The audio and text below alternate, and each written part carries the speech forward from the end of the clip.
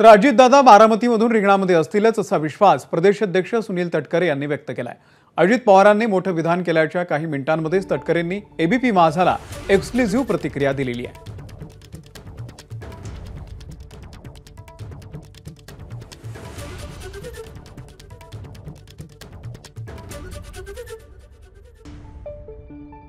सहकारी म्हणून प्रदेशाध्यक्ष म्हणून इच्छा तीच आहे की लढवावी त्यांनी। माझी नुसतीच नाही तर उभ्या महाराष्ट्राची इच्छा आहे की महाराष्ट्राचं नेतृत्व दादांनी त्या ठिकाणी करावं।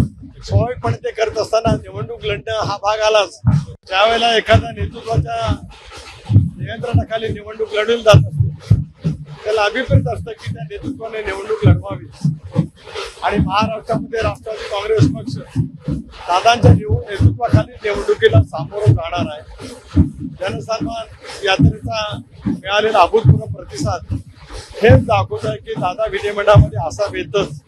स्वाभाविकपणाने ते काय कॉन्टेक्स्ट मध्ये बोललेत मला माहित नाही। त्यांची माझी आता इथे भेट होईल।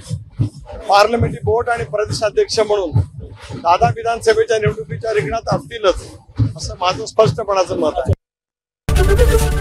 एबीपी माझा, उघडा डोळे बघा नीट।